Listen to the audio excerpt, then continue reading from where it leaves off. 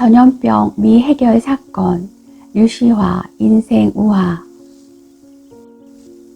해움에 전염병이 돌았다. 지금까지 그런 적이 한 번도 없었기 때문에 모두가 큰 충격을 받고 공포에 휩싸였다. 더구나 병의 확산 속도가 어찌나 빠른지 감염이 확인될 때쯤에는 이미 주변 사람들까지 옮아 있었다. 갓난아기와 아이들까지 차례로 희생되어 슬픔과 고통의 울음이 끊이지 않았다.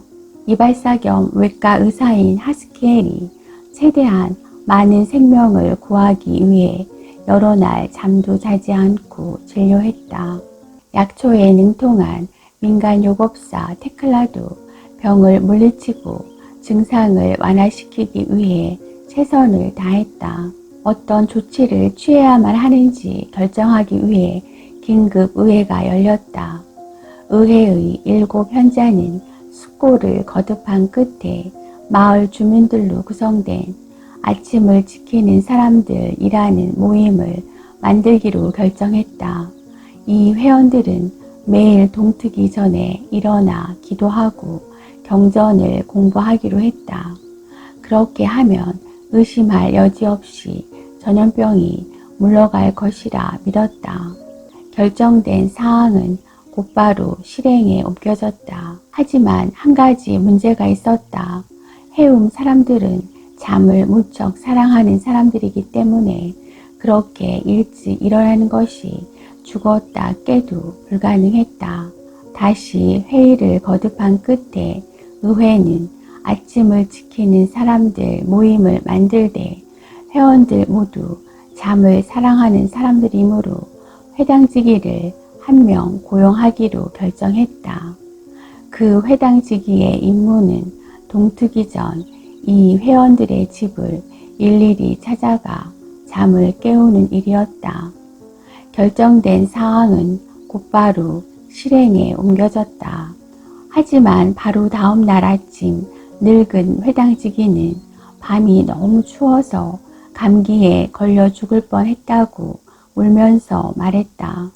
꽁꽁 얼어붙은 꼭두 새벽에 사람들을 깨우러 다니는 건 불가능했다.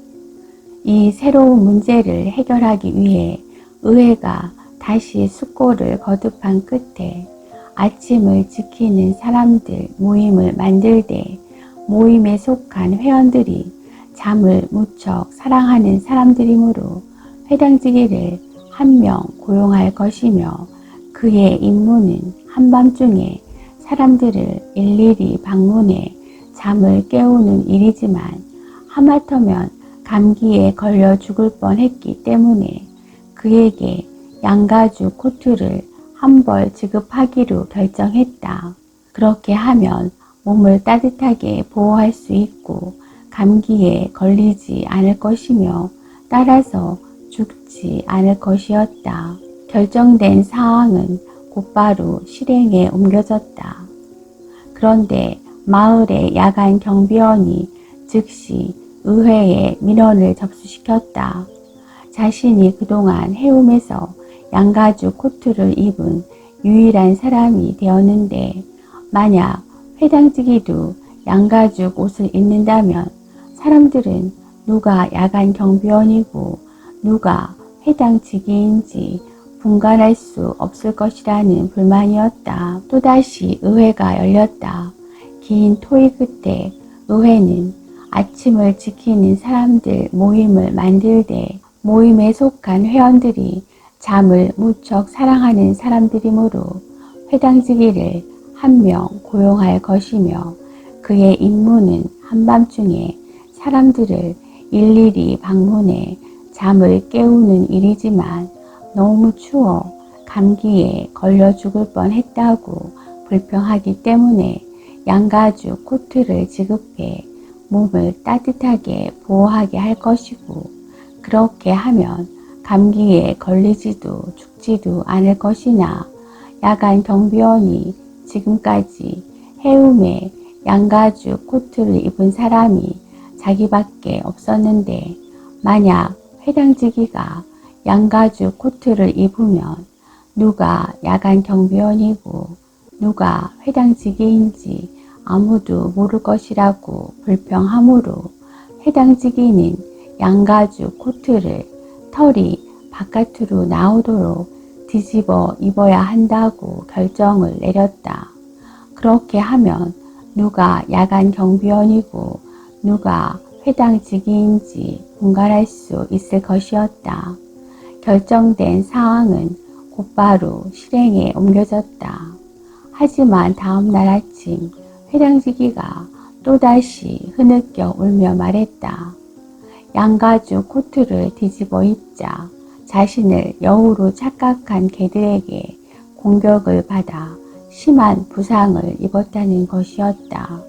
심각한 문제가 아닐 수 없었다. 그래서 다시 의회가 열렸고 아침을 지키는 사람들 모임은 계속하되 해움 사람들은 일찍 일어나지 못하므로 회당직위 한 명을 고용해 집집마다 찾아다니며 잠을 깨우게 해야 하나 너무 추워서 감기에 걸려 죽을지도 모른다고 회당직위가 두려워하므로 양가죽 코트를 지급해야 한다고 결정을 내렸지만 만약 회당직위가 야간 경비원처럼 양가죽 코트를 입기 시작하면 누가 누구인지 분간하기 어려우니 회당직위는 털이 바깥으로 나오도록 코트를 뒤집어 입어야 할 것이지만 양가죽 코트를 입은 회당직위를 개들이 여우로 오인하고 이빨로 물고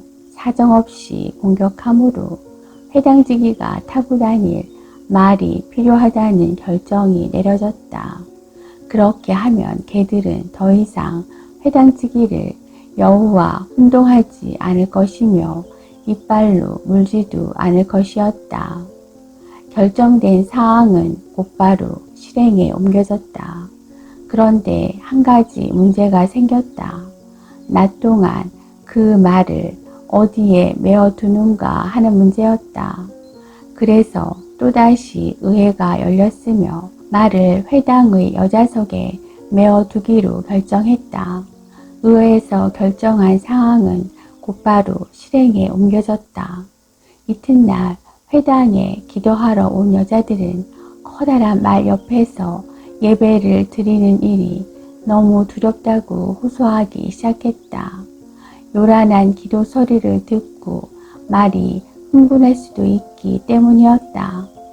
신속히 의회가 다시 열려 여자들이 말 근처에서 기도하는 것을 두려워하기 때문에 말을 회당의 남자석으로 옮길 필요가 있다는 결정이 내려졌다. 이튿날 해움의 남자들이 회당에 기도하러 모였다.